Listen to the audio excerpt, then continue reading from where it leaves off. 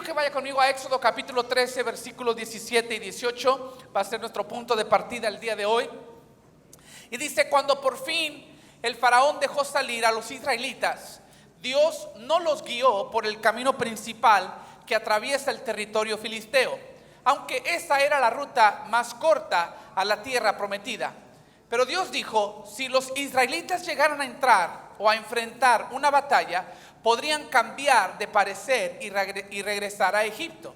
Por eso Dios los hizo dar un rodeo por el camino del desierto, ¿sí? Fue la ruta panorámica o la ruta que uno toma para ver para apreciar, ¿verdad?, todos los puntos interesantes, ¿no? Y Dios les hizo ir por la vía más larga hacia el Mar Rojo. Así los israelitas salieron de Egipto como un ejército preparado para la batalla. Quiero decirte esta tarde que muchos de los desvíos que vivimos en nuestra vida, aún en nuestra vida con Dios, surgen a raíz de nuestros enemigos. Todos hemos escuchado la frase: Dios tiene un maravilloso plan para tu vida. El problema es que todo mundo tiene un maravilloso plan para tu vida. Y todo el mundo quiere que tú te acomodes a la agenda de cada quien. Y tú tienes que decidir a quién le vas a hacer caso. Tú tienes que decidir quién va a influir más en tu vida. Si vas a cumplir con la agenda de Dios o con la agenda de la gente. Si vas a cumplir con la agenda tuya o con la agenda de Dios. Y a veces Dios en nuestro caminar nos redirecciona. A veces nos hace evitar nuestros enemigos, como lo hizo en el pasaje.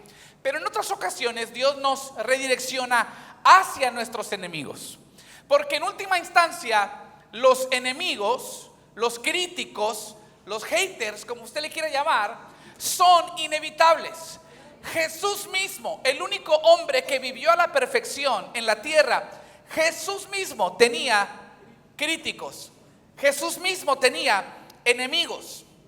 ¿A cuántos no les gustaría que todo el mundo hablara bien de usted? Yo creo que todos quisiéramos que todo el mundo, todos los que nos conocen, todos tuvieran una buena opinión de nosotros. Pero ¿sabe usted cuándo es la única ocasión en que todo el mundo va a hablar bien de usted? En su funeral. Si usted tiene hambre de cumplidos, muérase y va a ver que le va a llover. ¿Quién hable bien de usted? Pero mientras vivamos, mientras tengamos pulso, tendremos enemigos, tendremos críticos, tendremos aborrecedores. Nuestros enemigos se van a levantar en nuestra contra, enemigos viejos, enemigos nuevos, todo en el afán de descarrilarte de tu propósito, de tu llamado dado por Dios. La buena noticia es que la bondad de Dios prevalece aún en medio de la oposición de otros. El rey David, por ejemplo, en la Biblia, era un hombre que tenía muchos enemigos. Y él escribió ese famoso salmo, el Salmo 23. Pero a mí me gusta leer el Salmo 23 en contexto con el Salmo 22. Porque cuando usted lee los dos salmos juntos, ve un giro, ve un cambio, ve una especie de madurar en la vida de David. Porque en el Salmo 22, David se la pasa quejándose, renegándose o renegando acerca de sus enemigos. Sin embargo, en el Salmo 23, él quita su enfoque de sus enemigos y pone su enfoque en Dios, que es su pastor y que le da todo lo que él necesita y que lo guarda y que lo conforta y que lo lleva a pastos verdes y que lo protege. Aunque ande en valle de sombra de muerte, dice David, no temeré mal alguno. Y es casi como que si viéramos que David madura frente a nuestros ojos y termina el Salmo 23 con estos versículos 4 al 6. Aun cuando yo pase por el valle más oscuro, no temeré, porque tú estás a mi lado. Tu vara y tu cayado me protegen y me confortan. Me preparas, mire esto, me preparas un banquete en presencia de mis enemigos. Me honras ungiendo mi cabeza con aceite. Mi copa se desborda de bendiciones. Ciertamente tu bondad y tu amor inagotable me seguirán todos los días de mi vida, y en la casa del Señor viviré por siempre. David, amén. David llega a un punto en su vida donde él entiende: mis enemigos son inevitables, pero la bondad de Dios, aún en medio de ellos, prevalece. Llegó un punto en la vida de David donde él entendió que la presencia de sus enemigos no era la señal de que él tenía que huir. Él llegó a entender que la presencia de sus enemigos era la señal de que él tenía que sentarse porque la mesa estaba por servirse. ¿Te das cuenta que Dios a veces no te va a bendecir hasta que estén tus enemigos presentes? Porque así como Dios tiene un plan para ti, también tiene un plan para ellos. Te tengo una noticia: Dios te ama a ti, pero también los ama a ellos. A lo mejor no es lo que quieres escuchar, pero Dios ama a tus enemigos. Y entonces Dios a veces te bendice a ti para que ellos vean cómo se ve un hijo que tiene la cobertura, que tiene el favor, que tiene la gracia del Padre. Entonces cuando tus enemigos aparecen, dáselo fuerte al Señor. Cuando tus enemigos aparecen, no es señal de que debes temer, es señal de que debes sentarte, porque en medio de su presencia Dios te va a bendecir. En medio de tus enemigos Dios va a servirte la mesa. ¿Cuántos dicen amén? Vas a ver el día de hoy que héroes de la fe como David, como Moisés, como José, todos se enfrentaron villanos antes de conquistar la victoria. Y mi oración es que el mensaje de hoy te ayude a madurar en la fe y que tú, al igual que ellos, aprendas a confiar en Dios en medio de tu adversidad. Es más, quiero hacer una declaración profética el día de hoy. Declaro que antes de salir este día, tú vas a empezar a ver a tus enemigos en tu vida como actores secundarios y necesarios en tu historia. Que tus enemigos van a estar cerca lo suficiente como para ver tu bendición, pero no para sabotearla. Que quizás te podrán odiar, te podrán perseguir, pero no te podrán detener. Es más, declaro que tu copa rebosará y tu unción aumentará en presencia de tus enemigos. Declaro que no te van a detractar, no te van a descarrilar de tu propósito. Tendrán que conformarse con ser meramente pequeños desvíos en tu vida, pero en última instancia espectadores mientras tú te sientas a la mesa que Dios prepara para ti, para que tú le traigas honra y gloria al Señor en medio de tu adversidad. Para que tú puedas sentarte, como dice el Salmo 34, el versículo 8, sentarte y probar y experimentar que el Señor es bueno. ¡Qué alegría para los que se refugian en el Señor! Amén. Jesús dijo esas famosas palabras, Mateo 5:44, ama a tus enemigos. Y quizás tú siempre has visto eso y has dicho, qué difícil, qué duro. Dile que a tu lado, ama a tus enemigos. Usted respóndale, ámalos tú.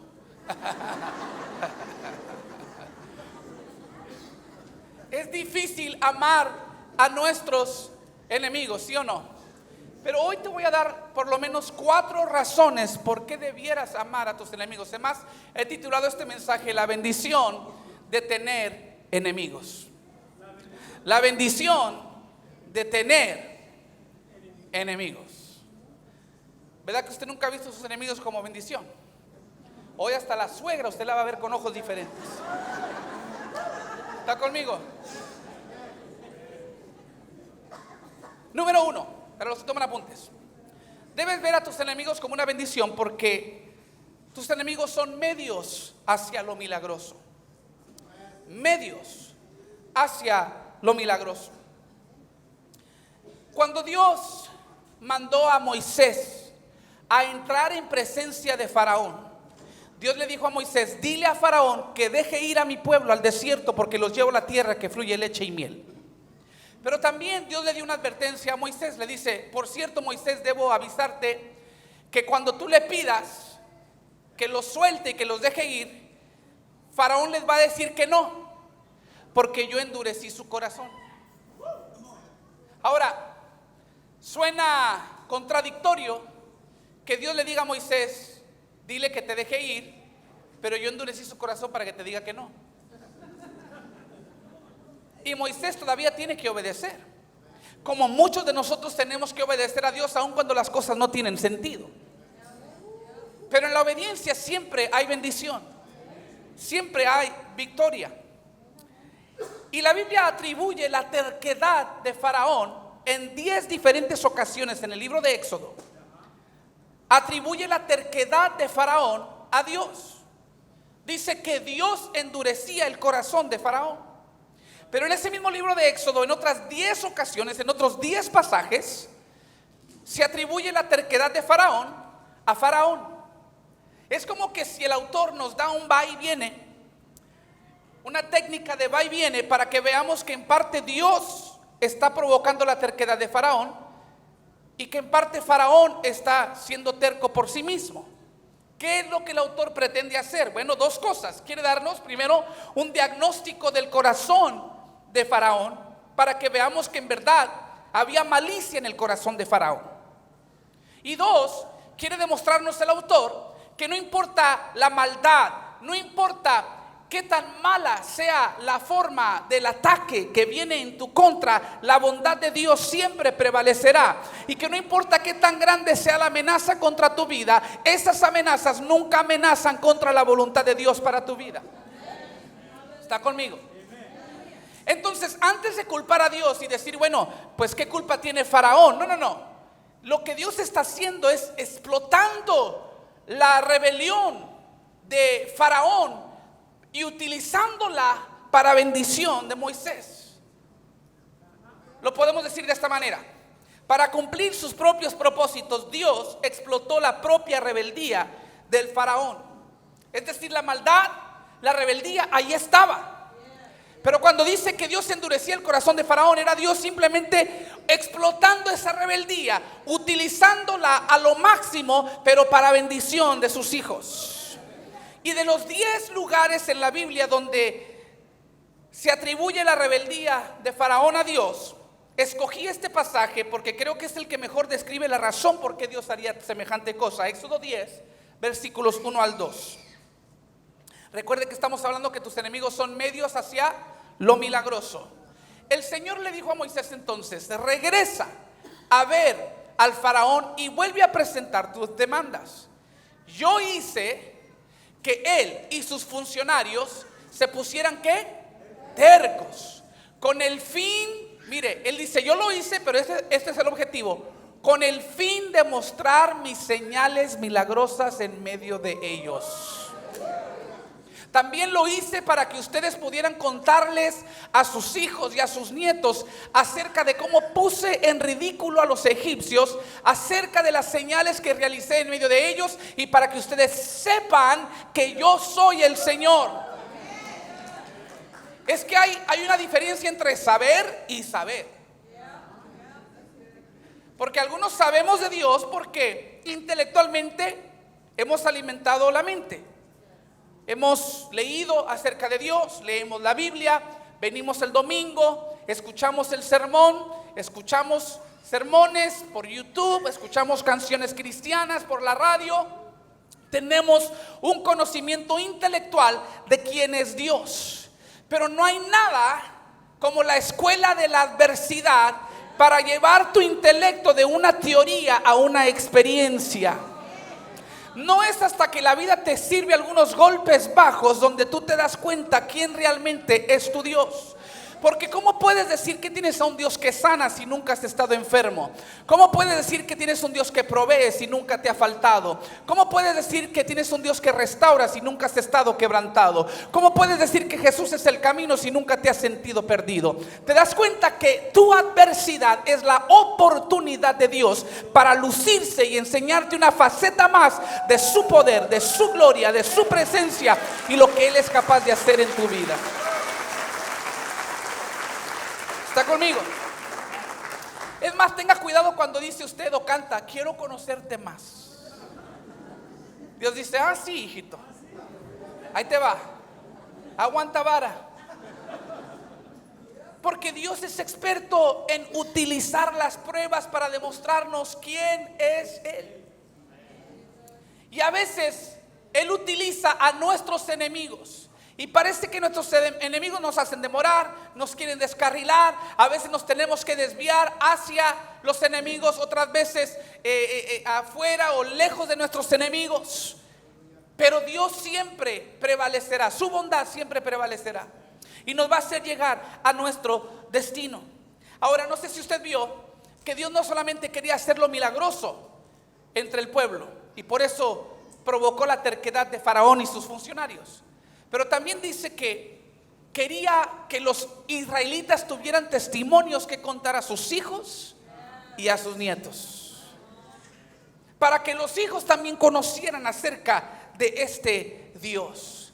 Estoy aquí para profetizar sobre tu vida que lo mismo que el día de hoy está tratando de sacudir tu fe, mañana va a solidar tu fe y la de tus hijos y la de tus nietos. ¿Está conmigo?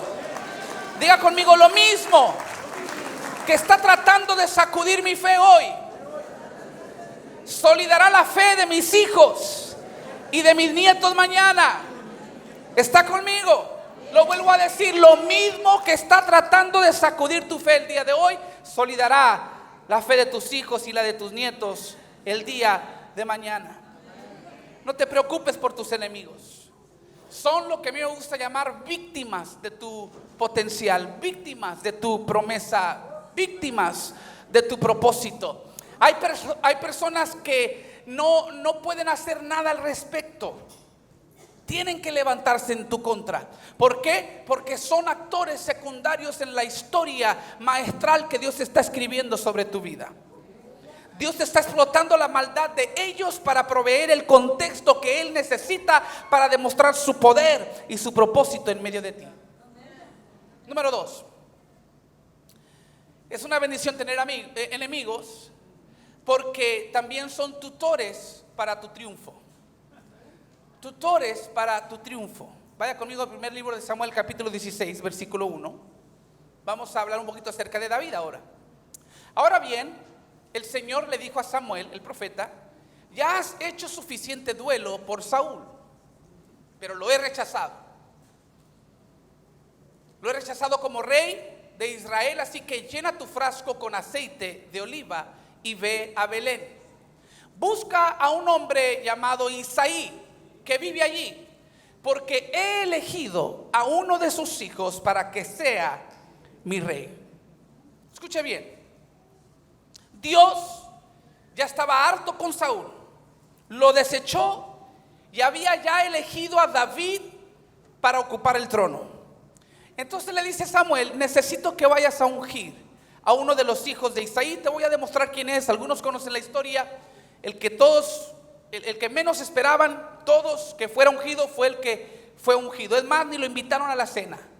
Llegó tarde porque Isaí dijo: no es ninguno de estos. ¿Tienes otro hijo, Isaí, por ahí? Dijo: sí, pero es el pastorcillo de ovejas. Dijo: hazlo venir acá. Y viene David llegando tarde, ¿sí? Porque no lo habían invitado. Y entonces Isaí lo ve, y nada más donde lo ve dice Isaí: tú eres. Y como todo fiel adolescente que no sabe de qué se le acusa, dice: yo no fui. No, tú eres. ¿Yo qué? Yo acabo de llegar. No, tú vas a ser el rey de Israel. Bueno, venga, ore por mí. Y derrama la redoma de aceite sobre la vida de David. Y entonces David regresa a pastorear las ovejas de su padre, a esperar el tiempo perfecto para que se cumpla la promesa. Hay algo tan interesante en esta historia, porque David ya tenía unción, ya había sido ungido rey, pero tuvo que regresar a un proceso de pastorear ovejas aún. Yo no sé cómo le hizo David, porque cuando uno tiene unción, los que saben y tienen ministerio saben que cuando no estás activo te frustras. Tú sientes como que tienes que estar desempeñando tu papel, tu don, tu unción. Tienes que estar ejerciendo tu ministerio. De otra manera te estancas, te frustras, te enojas. ¿Por qué? Porque no estás cumpliendo con tu misión. Yo no sé cómo lo hizo David para aguantar tantos años esperando que llegara el momento de su redirección para poder ocupar el reino. Pero me imagino que practicaba con las ovejitas, ¿verdad? Porque ella traía unción. Ven para acá, ovejita, recibe.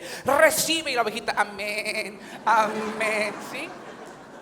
No sé cómo le hizo. Pero lo que sí sé es que David era un buen pastor de ovejas. Es más, la Biblia dice que era guerrero. Sabía matar leones, sabía matar osos que venían en contra de la manada. Sabía tocar instrumentos, sabía adorar. Pero lo que no sabía era cómo correr, cómo manejar un imperio. No sabía cómo ser líder de una nación. Vaya conmigo al capítulo 16, versículo 14 del primer libro de Samuel. Ahora bien, el Espíritu del Señor se había apartado de Saúl, y el Señor envió un espíritu atormentador. Pausa. ¿Quién envió el espíritu atormentador? Dios.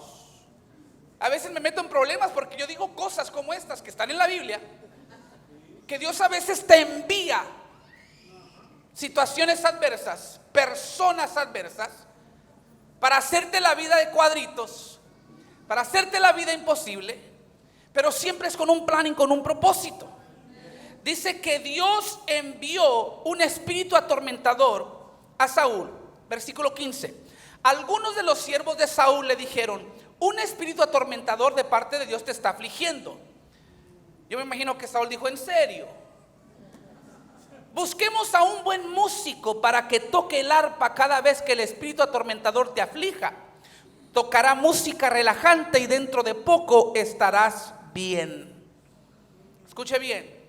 ¿Se acuerda que le dije que era buen músico David? Tu talento siempre te va a abrir paso. Siempre te va a abrir puertas.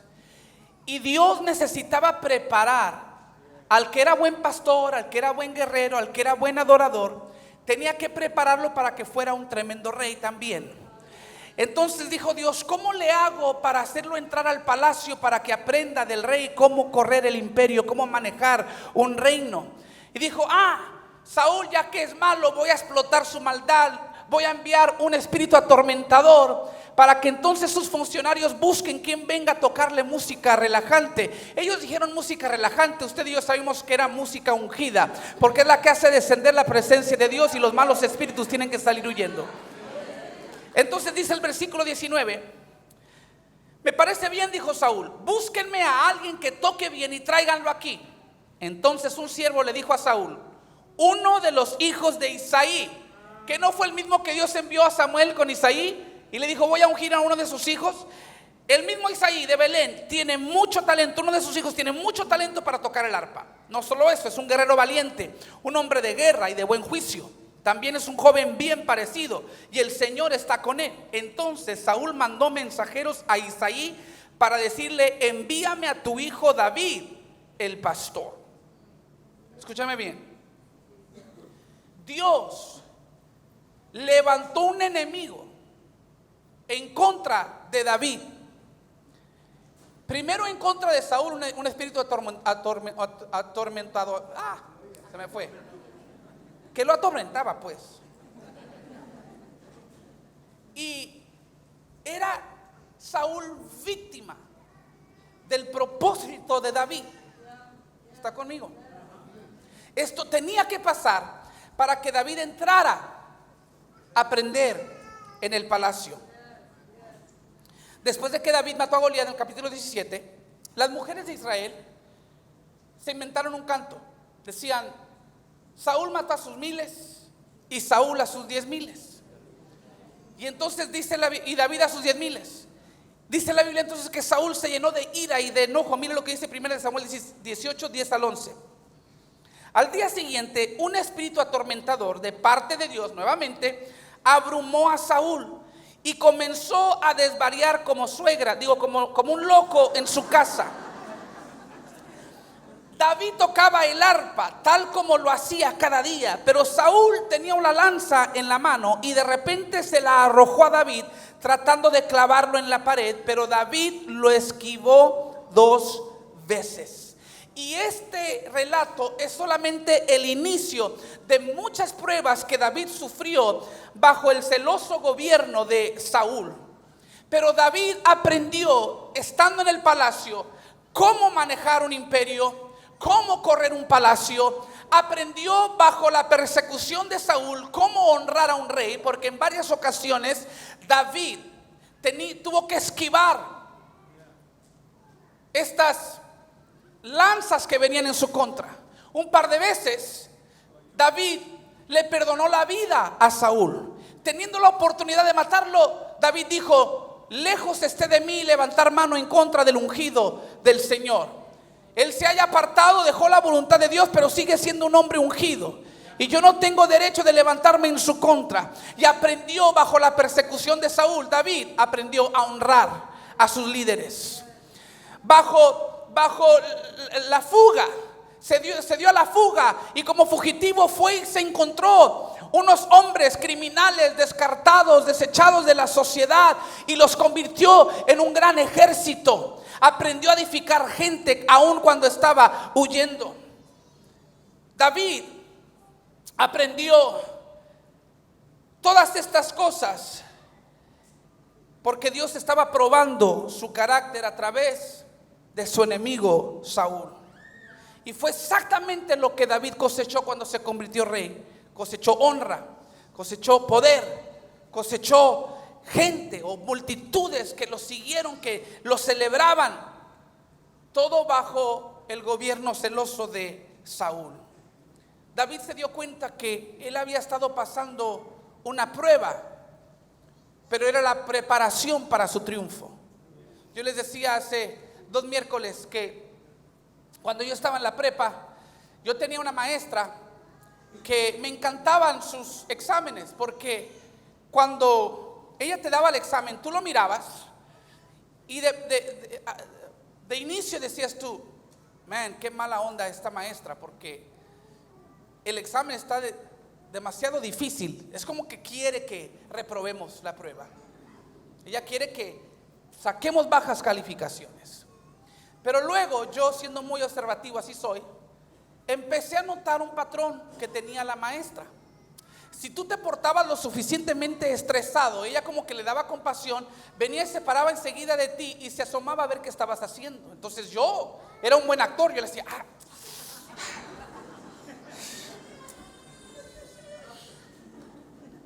Entonces ella venía, se ponía así, y entonces cuando yo sabía que ella ya estaba viendo mi hoja, yo ponía un circulito así en la letra A.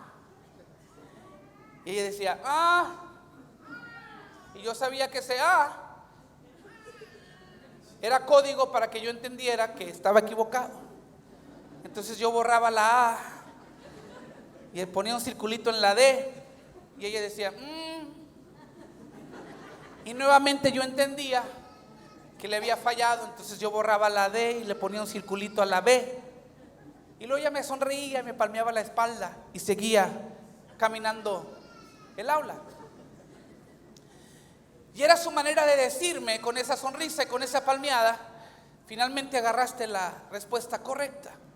Pero para mí fue una gran revelación. Dije, ella no tiene la intención de hacerme reprobar el examen. Ella realmente me está probando, pero quiere ver que yo triunfe y que yo pase el examen. De la misma manera, mis queridos hermanos, Dios cuando te hace pasar pruebas, aún levantando enemigos en tu contra, no es para que fracases. Dios es un Padre amoroso que en todo momento está viendo sobre tu hombro para ver cómo vas. Y en el momento en que tú cometes un mal paso o eliges una mala respuesta, Él envía a su espíritu para que te diga,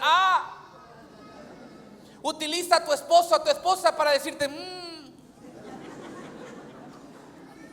y te envía el calor de su presencia para abrazarte y palmearte la espalda y decirte, bien hecho mi hijo, vas bien, vas a salir de esta, vas a triunfar, vas a ganar, yo estoy contigo. La intención no es que repruebes, la intención es que salgas adelante triunfante y victorioso. Pero tus enemigos son tutores para tu triunfo. Número 3, tus enemigos también son accesos a tus armas. Accesos a tus armas. Vamos a quedarnos con David por un momento, porque como dije anteriormente, David tenía muchos enemigos, y después de lidiar con Saúl también tuvo que lidiar con Goliat. Después tuvo que regresar a lidiar nuevamente con Saúl, pero vamos a enfocarnos en Goliat. Es interesante porque la Biblia menciona que cuando David fue contra Goliat, fue con una honda, no fue con una espada, fue con una honda. Porque David, es muy interesante, muchos de ustedes quizás no sabían esto, pero David creció en una generación de israelitas, oprimidos por los israelitas, que incluso se les prohibía a los israelitas, por medio de los filisteos, se les prohibía crear cosas hechas de metal. Vaya conmigo al capítulo 13, primer libro de Samuel 13, 19. No había herreros en la tierra de Israel en esos días. Los filisteos no los permitían por miedo a que forjaran espadas y lanzas para los hebreos. Entonces dice la Biblia que para cuando llega a la escena Goliat, los únicos en todo el ejército de Israel que llegaron a tener espada eran Saúl y Jonatán. David creció en una generación que no conocía espadas. Entonces tuvo él que tomar el juguete de un adolescente, una honda, y perfeccionar su talento, su habilidad con la honda para llegar a ser utilizado como guerrero. Y entonces cuando se aparece Goliat, todos conocemos la historia, David lanzó la piedra y tumbó al gigante.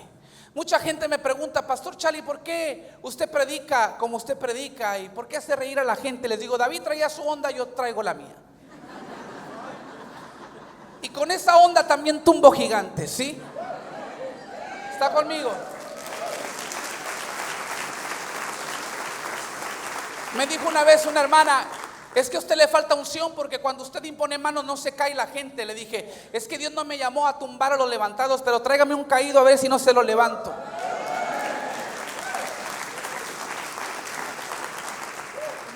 David con esa onda tumbó al gigante, pero esa onda no era capaz de matar a Goliat. Eso no te lo dijeron en la escuela dominical cuando eras niño.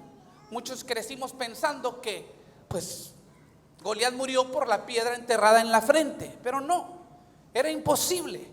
No tenía esa arma, el poder o la capacidad de matar al gigante.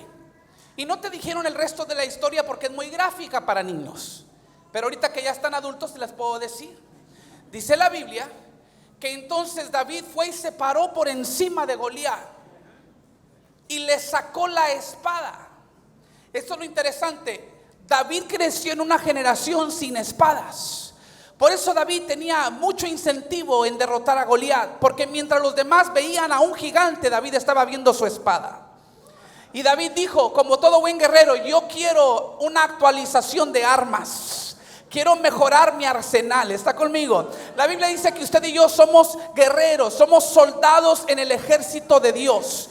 Y como fieles guerreros siempre debemos estar buscando oportunidades de aumentar nuestro arsenal en contra del reino de las tinieblas. Y para que tú conquistes victorias y para que tú agarres mayores armas, tendrás que ganar más batallas. Pero cada batalla que tú ganas es una herramienta más que tú echas a tu arsenal. El enemigo no podrá atacarte de la misma manera o por la misma vía. ¿Por qué? Porque tú ya conoces y ya tienes defensa en contra de esos ataques del enemigo. Por eso era importante para David cortarle la cabeza a Goliat, porque él dijo: si le corto la cabeza a este gigante, jamás lo tendré que volver a enfrentar. Mis hijos no lo tendrán que volver a enfrentar. Estoy aquí para decirte: sigue fiel y sigue de pie en la batalla, porque si tú logras derrotar esos gigantes que se han levantado en tu contra, te tengo una buena noticia: tus hijos jamás tendrán que enfrentarlos. Yo prefiero que mis hijos enfrenten nuevos gigantes y que el Señor los lleve de triunfo en triunfo, de victoria en victoria, de gloria en gloria, a que tengan que seguir peleando con gigantes que yo debí derrotar. Yo no quiero pasarle la maldición, quiero pasarle la bendición. ¿Está conmigo? Entonces David va y toma el arma misma de Goliat y le corta la cabeza al gigante. Después en su vida, cuando David está huyendo de Saúl porque Saúl lo quiere matar, David estaba necesitado de una arma para defenderse, para poder pelear. Y no sabemos cómo es que la espada de Goliat terminó en el templo. Lo más probable es que David se la dedicó al Señor como un trofeo por la fidelidad de Dios en medio de la batalla. Pero cuando David luego se vio en la necesidad de una arma para poder pelear, el sacerdote del templo le trajo la espada de Goliat y le dijo: es la única arma que tengo. Y David dijo: pues es la mejor de todas, porque con esa misma espada le corté la cabeza al gigante. Y yo te garantizo que esa espada para David era un constante recordatorio de la fidelidad de Dios, de cuando David derrotó a Goliat, y le traía a David la seguridad de que Dios igualmente iba a ser con él en cada futura batalla que él tuviera que enfrentar. ¿Está conmigo? De la misma manera, cada vez que tú derrotas un enemigo que se levantó en tu contra, es una arma más que agregas a tu arsenal para los combates espirituales que necesariamente tenemos que enfrentar en la vida. Número 4. Tus enemigos son una bendición porque son protagonistas de tu promoción. Protagonistas de tu promoción. Vaya conmigo a Génesis 37, versículos 3 al 4. Vamos a hablar un poquito acerca de José. Y luego ya se pueden ir a casa bendecidos. Jacob amaba a José más que a sus otros hijos porque le había nacido en su vejez. Por eso un día Jacob mandó a hacer un regalo especial para José, una hermosa túnica. Otra versión dice una túnica de muchos colores. Ahora, dice la Biblia que era una túnica de muchos colores, no de muchos tintes. Hay una diferencia. En aquel entonces no había la tecnología para textiles como lo hay hoy, para pintar y para hacer patrones. Entonces, si tú querías una túnica de muchos colores, tendría que ser una túnica de muchas telas diferentes, cosidas juntas, entretejidas, para formar una túnica de muchos colores. Es decir, la túnica para José de parte de su padre Jacob representaba la bendición de su padre. Y el padre, al darle una túnica de muchos colores, estaba declarando una bendición sobre su hijo en cada área de su vida. Él estaba diciendo: no importa el color, no importa la estación, no importa la etapa de tu vida en la que te encuentres, tú tendrás mi bendición. Y lo bonito, lo simbólico de este traje o de esta túnica de muchos colores es que cuando tú construyes o coses una túnica de muchas telas adornada, entonces las telas y los adornos se cosen por dentro, al grado que si tú volteas esa túnica al revés, no se va a ver bonita, se va a ver desalineada, se va a ver enmarañada. Pero si tú te la pones como debe de ir, ahora es una túnica con una hermosa presentación y elegante por fuera. Y de la misma manera, Dios está declarando sobre tu vida hoy lo que Jacob estaba declarando sobre su hijo José en aquel entonces. No importa lo que tú atravieses, no importan los desvíos, no importa los desalineamientos, no importa lo enmarañado de tu vida, al final, el producto final va a ser una túnica hermosa de muchos colores, que va a destacarte, que va a hacerte brillar. Es la misma promesa de la cual Pablo hace eco en Romanos 8:28, cuando dice que los que amamos a Dios, todas las cosas cooperan para el bien de aquellos que amamos a Dios y somos llamados según el propósito que Dios tiene para nosotros. Yo no sé lo que estás atravesando hoy, yo no sé cuál es la temporada que estás viviendo, no sé cuáles son tus enemigos. Lo que sí sé es que Dios es bueno en medio de todo lo malo que te pueda pasar. Y el versículo dice que todo lo que te pasa, no dice que todo es bueno, dice que al final todo obra para tu bien. Lo bueno y lo malo, los amigos y los enemigos, todo obra para tu bien. Pero regresamos con José. Génesis 37, versículo 4. Sus hermanos lo odiaban porque su padre lo amaba. Escuche bien. Hay gente que te va a odiar no porque tú les hayas hecho algo. Hay gente que te va a odiar no porque tú les causaste algún daño. Hay gente que te va a odiar simplemente porque Dios te ama. Hay gente que te va a aborrecer simplemente porque Dios te favorece. Hay gente que te va a odiar porque envidian lo que tú tienes. Yo me he dado cuenta, les digo que soy muy observativo. Toda la gente que algún día a mí me ha criticado, me he dado cuenta que nunca me ha criticado gente que les está yendo mejor que yo. Siempre es gente que envidia algo que tú tienes. La gente que tiene más que lo que tú tienes no te envidia porque ellos han aprendido que para conquistar la bendición tienes que soltar la envidia. Para conquistar la bendición tienes que soltar las comparaciones. Es más, me he dado cuenta que hay gente que nos critica sin conocernos. ¿Sí? A veces la gente que más te critica ni te conoce. Y simplemente ven la bendición de Dios sobre tu vida y te envidian. Pero yo he aprendido que la bendición de Dios y la envidia de la gente a veces vienen en el mismo paquete. Y si yo quiero una, tengo que aceptar la otra. Y tenga mucho cuidado con la gente que viene y le dice: te quiero dar una crítica constructiva. Porque muchos de los que te dan críticas constructivas, el problema es que nunca han construido nada. Dame una crítica constructiva cuando has construido algo. ¿Está conmigo? Dígame como que estoy hablando de su vecino, no de usted, porque si se pone muy serio ya se descubrió como un criticón. Entonces, dice la Biblia que la única razón por qué sus hermanos odiaban a José era porque el padre lo favorecía. Era porque el padre lo amaba.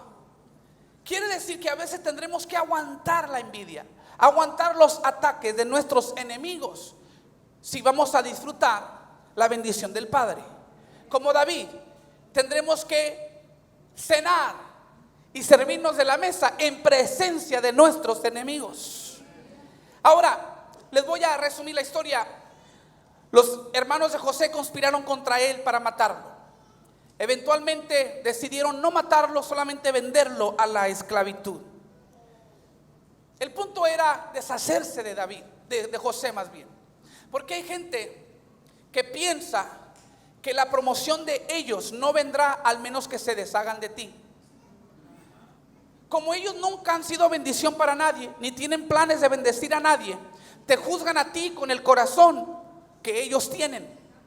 Y creen que tú eres incapaz de ser bendición a ellos porque ellos no lo serían para ti. ¿Me están entendiendo? Entonces ellos no quieren ver que tú te veas bendecido porque piensan: va a recibir su bendición, no nos va a bendecir y nosotros nos vamos a quedar sin nada. Pero ellos no saben que tú tienes el favor de Dios, el favor del Padre, porque tú tienes una actitud diferente. Y tú entiendes que eres bendecido para bendecir. Y tú entiendes que hay que amar al prójimo si vas a amar a Dios. Y hay que amar a Dios si vas a amar al prójimo. Y tú entiendes que en la vida has sido puesto en la tierra para cumplir la agenda de Dios, no la tuya, ni la de tus amigos, ni la de tus enemigos. Estás aquí para cumplir la agenda de Dios. Y que tú eres un canal de bendición, tú eres una fuente de provisión.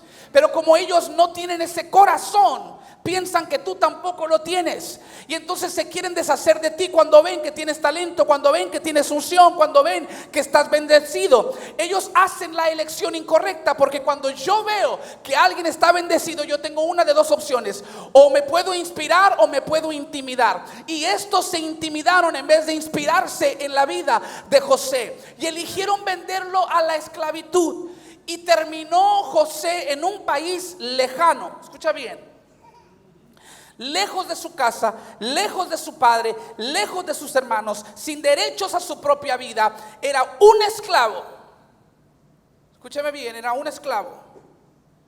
Pero la Biblia dice repetidas veces más: Dios estaba con José. Quiere decir que José permaneció con Dios.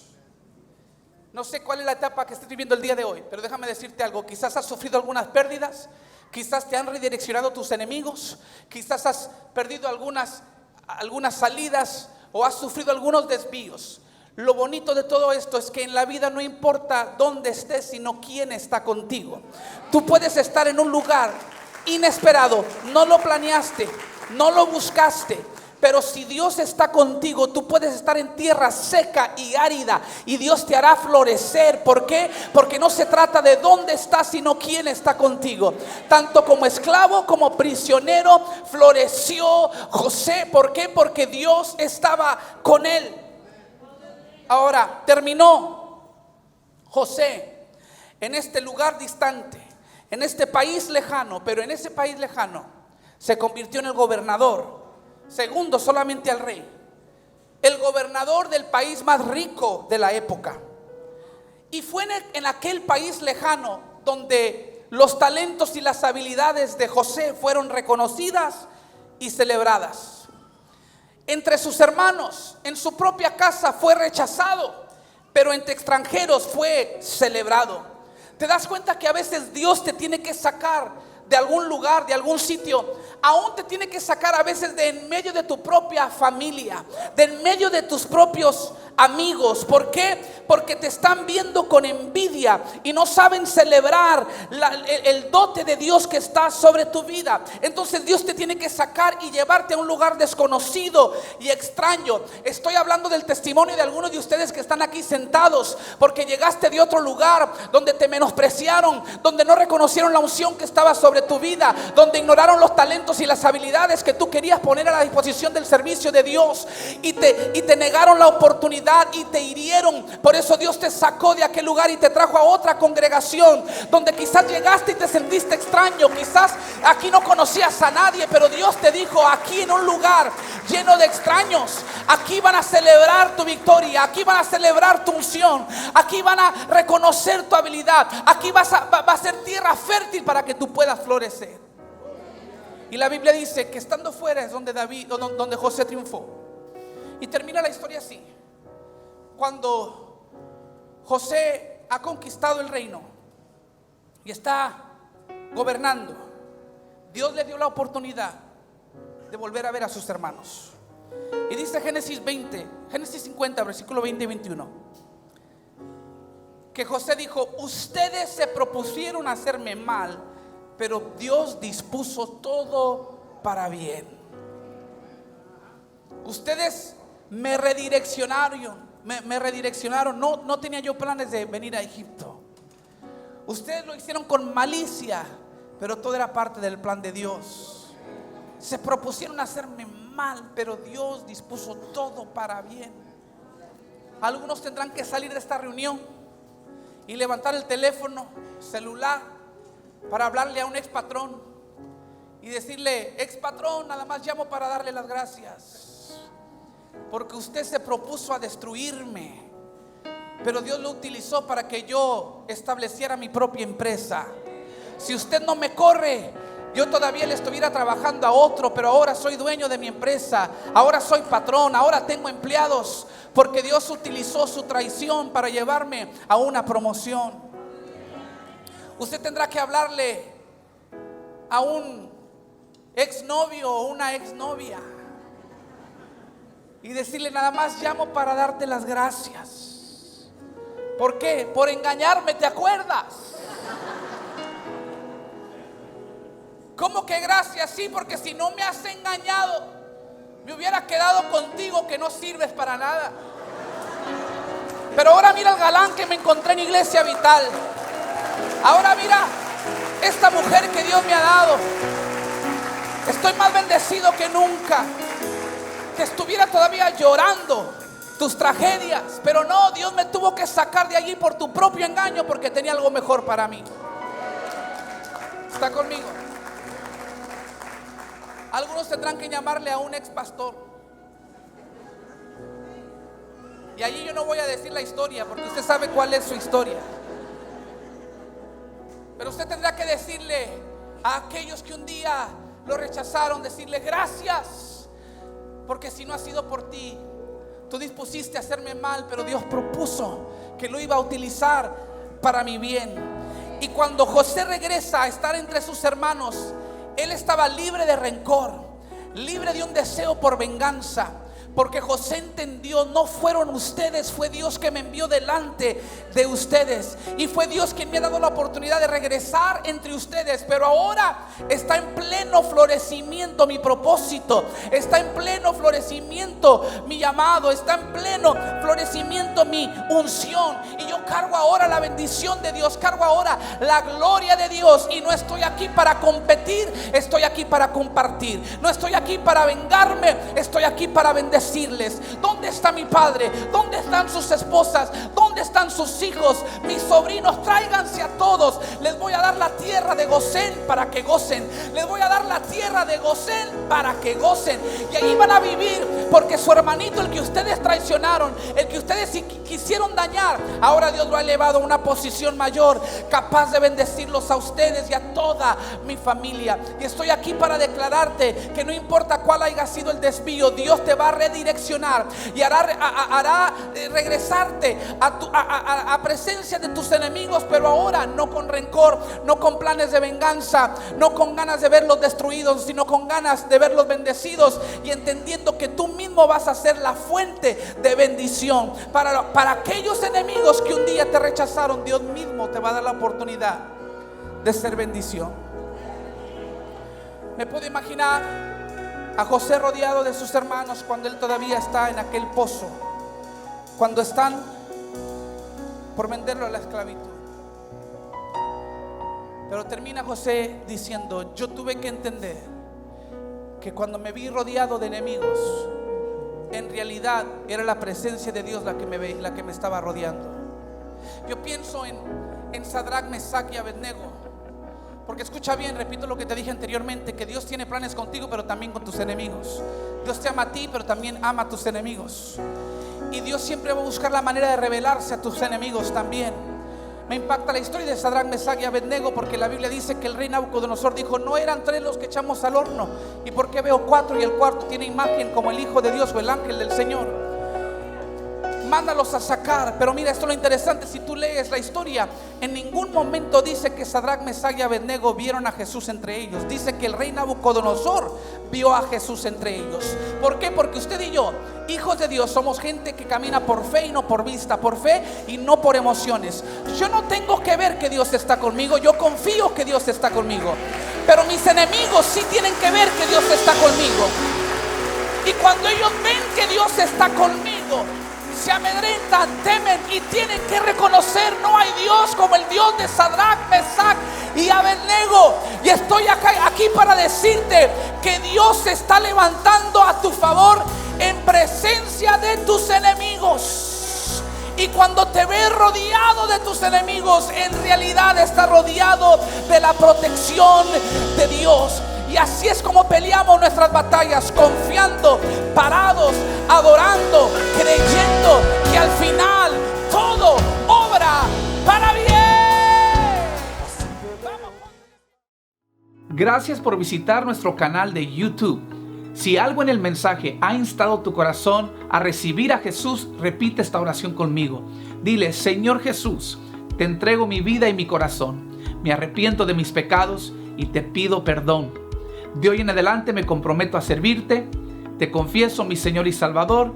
Por mi salvación te doy gracias. En tu nombre, Jesús, te lo pido. Amén. Si hiciste esa oración, bienvenido a la familia de Cristo. Y si te impactó este mensaje, no se te olvide suscribirte y oprimir el botón de notificación para seguir recibiendo todo nuestro contenido en video. También pasa la bendición a alguien. Comparte este enlace con tus amigos y familiares. Nuevamente, gracias por sintonizarnos. Bendiciones.